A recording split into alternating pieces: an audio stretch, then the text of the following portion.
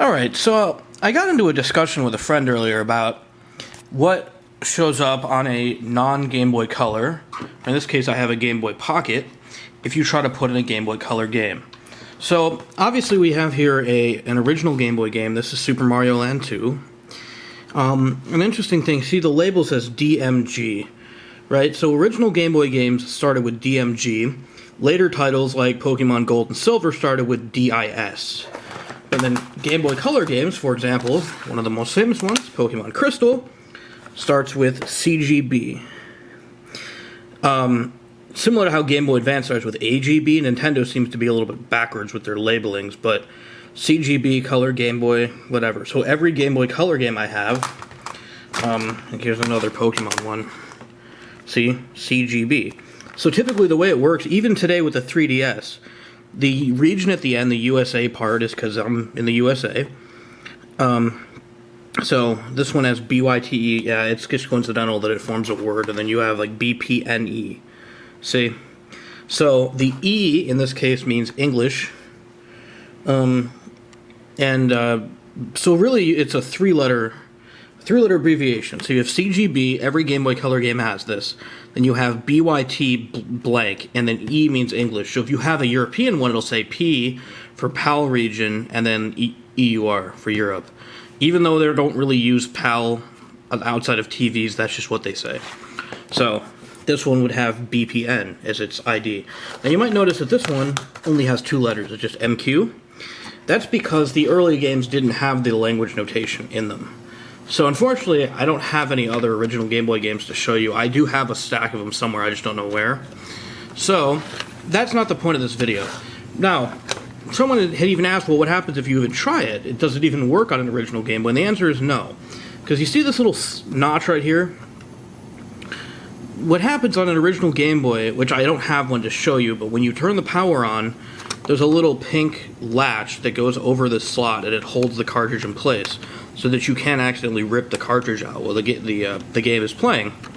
Well, you notice how on Game Boy Color games, that notch is now filled in. So if you try to turn it on, the power switch won't even go into the on position. However, Nintendo, I think, realized that they had to include a very small backwards compatibility layer into these games because something like the Game Boy Pocket does not have the switch like that. The switch is just on the top here. There's no little locking piece. Okay? There's the Game Boy Pocket. There's also the Game Boy Light, which is the Japanese variant of this Game Boy Pocket that has a backlight in it. I do have one of those too, but I'm just going to show it using this because it's easier to see the screen. The other thing is the Super Game Boy, which is a Super Nintendo cartridge that you can put Game Boy games in. So, these screens are intended for the Super Game Boy and the Game Boy Pocket. Unfortunately, I don't have my Super Nintendo here, because I'm curious if those screens show up in color. So, I'm going to start with Pokemon Crystal. And I always did think the circuit panel sort of looked like a Pokemon itself. Do you notice that? Looks like something, it's like a head. You got like, whoops. You got like a head here, some ears, something, the legs. Most other games didn't do that. See, like most games, it's just a bizarre, bizarre combination. You could almost think it looks like a seahorse. You got your head and your mouth and like your little curly tail. I was quite creative when I was like 8 years old. Let's put it that way. When these games came out, so I mean, yeah, most of them have the little seahorse-looking thing. Pokemon Crystal was different, and it had what I thought looked like a Pokemon on the back. But anyway, Pokemon Crystal is unique, not only because the cartridge is blue, that's just sort of a cool perk of the English language ones, but when you turn it on, after the Game Boy, or it doesn't say Game Boy, does it? It says Nintendo. You'll see here, it actually shows the copyright screen. It shows this. Then it says, this game pack is designed only for use on the Game Boy Color. It has Crystal written in the unknowns up here. Every other Game Boy Color game I own just jumps directly to that screen. It does not have a copyright thing before it. And in fact, if we try start select A, B, it resets it, just like all the other games. Because I fully believe that Pokemon Crystal could have been an original Game Boy game like Gold and Silver were, just because it's based on the same code. All they did was they took the game, they added some enhancements to it, like the unknown stuff, and sort of repackaged it. But seeing as how it was 2001, which was an entire 2 years after the Game Boy Color came out, they probably figured, hey, we should force people to buy a Game Boy Color. So just like how people complained about Pokemon Black and White 2 being DS games and not 3DS games, so that's kind of like how Gold and Silver were Game Boy games and not Game Boy Color, although they did work in color. So, continuing on here, we have my other Pokemon. The only other Pokemon game that exists for the Game Boy Color is Pokemon Puzzle Challenge. It's like a Tetris type game in which you sort of match block patterns. So you'll see here, I'll turn the volume off after this game just because it's kind of annoying. There's your typical little dinging sound. So Pokemon Puzzle Challenge. This game can only be played on Game Boy Color. Most of them look like this. They're just kind of basic little text. Because I'm inclined to think that the original Game Boy portion of these games is a tiny little file right in the start of it. That's like what you would call a compatibility layer. That's only there so that if you put it in a Game Boy Pocket like I did, it'll have this. So I have this whole stack of games to go through, so I guess I won't ramble on anymore. Here we have Lemmings, which was another one of my favorite games when I was younger. I was a huge fan of the DOS game, and they ported it to Game Boy Color. So you see here, this one is CGB, let's let the camera focus, ALEE, or really, like I said, ALE, AL. Anyway, let's go ahead and put that one in. Some of them are more creative than others. I'm going to turn the volume off here just so I can talk and not have the dinging interrupt me. So that, again, very basic. Okay. So, flip to the back here. Now we have 2 Harry Potter games. Whoops.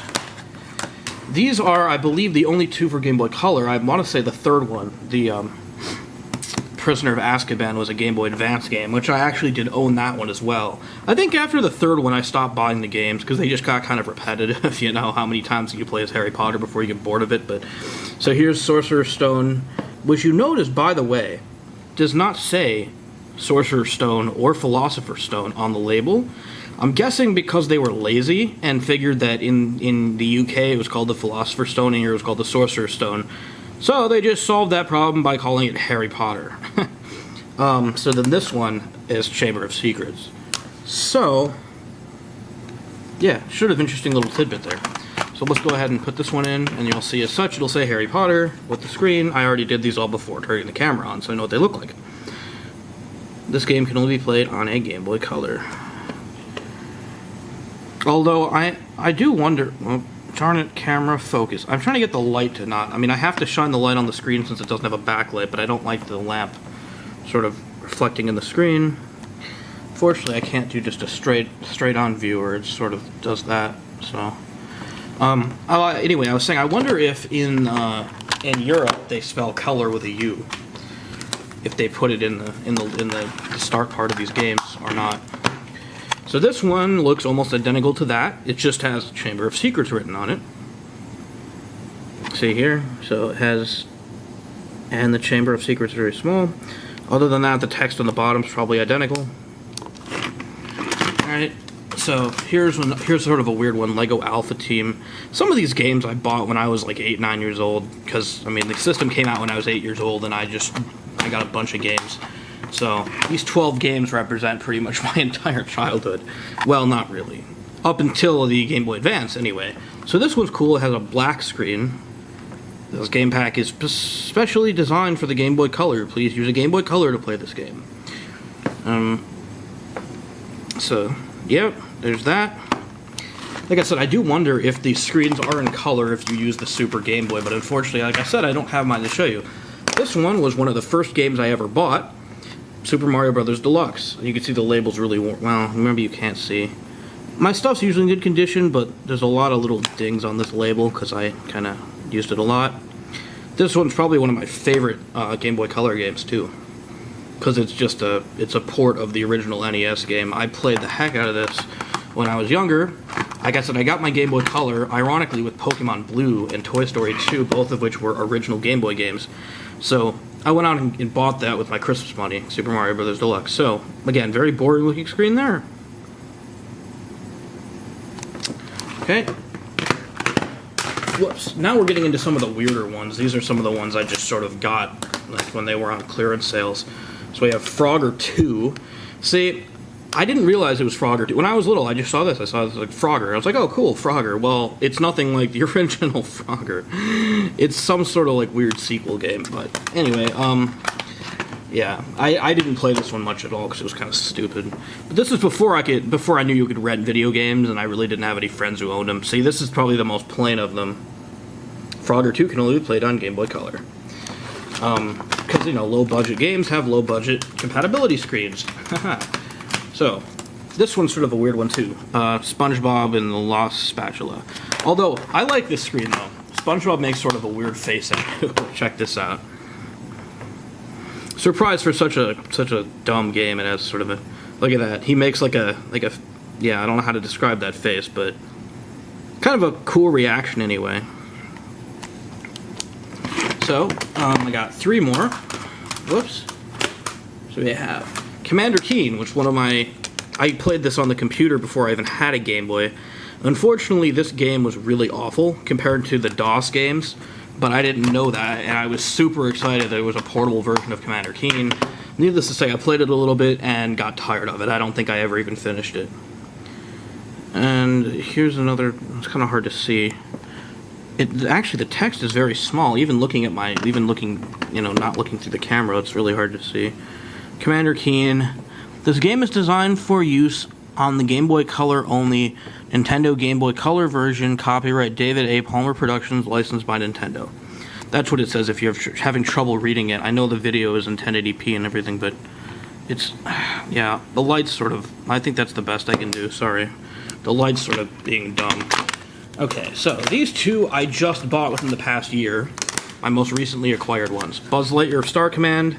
Did not even know this game existed. And this one, Microsoft, The Best of Entertainment. I'll save this one for last because it has a kind of cool screen too. So this one, and by the way, you can tell these games don't have batteries because see, the chip is like shorter here. Someone wrote 420 on the back. I don't know who that is. I bought this on eBay, but you can see that there's not a battery in them. See, like how these games have a battery here and the chip is bigger to accommodate that. So these ones just used like a password system. Like if you got to the next level, it would give you a password, so then you just stick the password in and go back to that level. That was their way of being cheap and not needing a battery to save games. Okay, so go ahead and turn this on. This one I believe is kind of boring too, if I remember correctly. Yeah. Buzz Lightyear Star Command. The software is intended only for use with the Game Boy Color. Please use it with Game Boy Color. Now, last but not least is this one. Microsoft, The Best of Entertainment Pack, which was really cool. On the PC, it had a lot of cool games like Jazzball, Chips Challenge, Tetris was included with that, Ski Free. I mean, there were a lot of really cool games for Windows. It was actually called the Best of Windows Entertainment Pack. It was called BOWEP for the computer. But this was sort of a port to the handheld that had some of those titles. So check this out. That actually shows the Game Boy Color logo, the game box logo with the Game Boy Color and the cards coming out of it. It says, Microsoft Entertainment Pack. This game can only be played on Game Boy Color. But I like that it actually has a full picture there. That's something that you don't see with most of them. So, that is all of the Game Boy Color games I own. What would be really cool, I really wonder if there's a way using an emulator to pull those screens out. I mean, you could probably rip them from the ROM itself, but I don't know enough about these games to do that. And unfortunately, using something like Visual Boy Advance on a computer, even if you tell it to emulate a Game Boy and not a Game Boy Color, it doesn't work on Game Boy Color games. So, I don't know how to view the images like in their original, resolution, but there you have it. Thanks for watching this video. I just thought it was kind of interesting how these, how these worked.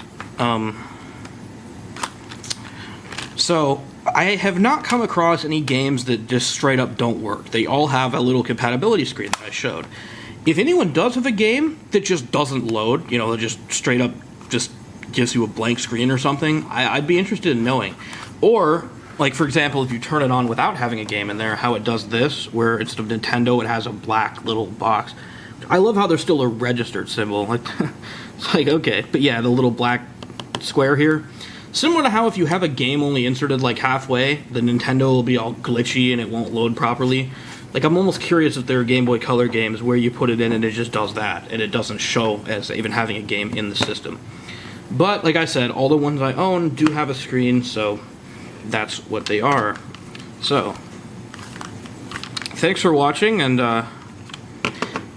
if you have any of these to share, feel free to just leave them as a comment if you have links to the pictures somewhere or anything. I'd love to have more of these for my collection. So, yeah, that's all I have to show for today.